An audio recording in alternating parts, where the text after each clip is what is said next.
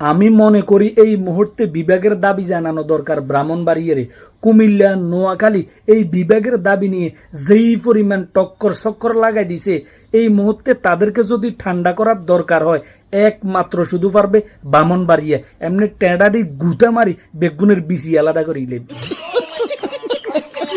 নোয়াখালী সর এলাকা হইয়েও যদি বিভাগ চায়, কুমিল্লা স্বয়ং সম্পূর্ণ হইয়েও যদি বিভাগ চাইতে হয়, এই মুহূর্তে ব্রাহ্মণবাড়িয়া বিভাগ চাইলে দোষটা কোথায়? ব্রাহ্মণবাড়িয়া সহ আসুক, 3 জেলার মধ্যে লাগি যায় হট্টগোল, যে মাঠের মধ্যে থাকতে পারবে তার এই বিভাগ দেখ। ঠিক নেবে ঠিক। ব্রাহ্মণবাড়িয়া যখন বিভাগের দাবিতে টেঁড়া মেডা লই চলি যাইব, তো নোয়াখালী আর কুমিল্লা এমনি এমন জোর দৌড় মারব, কোন গাঁতার মধ্যে যাই ফলাইব এগুনের আর খুঁজি আইতো না। এগুনের উচিত হইল ব্রাহ্মণবাড়িয়ার লগে এখন লাগাই দন, না হইলে এগুন কোনোভাবে ঠান্ডা হইতো না। এগুনের হেগুনে বুয়া কয়, এগুনের এগুনে অ্যাটাক করে, কেউ যায় ঢাকা মিছিল করে, কেউ কুমিল্লা উল্টাইলার, কেউ নোয়াখালী উল্টাইলার।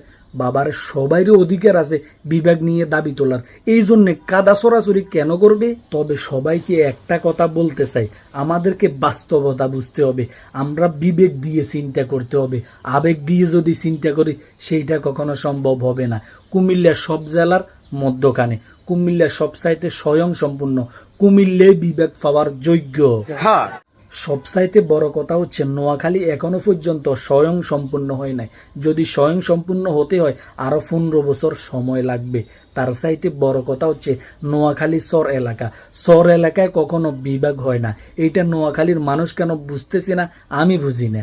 এরপরেও বলবো সবাইকে সমঝোত রাইখা, নিজের ল্যাঙ্গুয়েজ ঠিক রাইখা, সব কিছু ঠিক রাইখা বিভাগের দাবি জানান, যেহেতু এটা সবার অধিকার। তো সব ভালো থাকেন, সুস্থ থাকেন, আল্লাহ হাফিজ।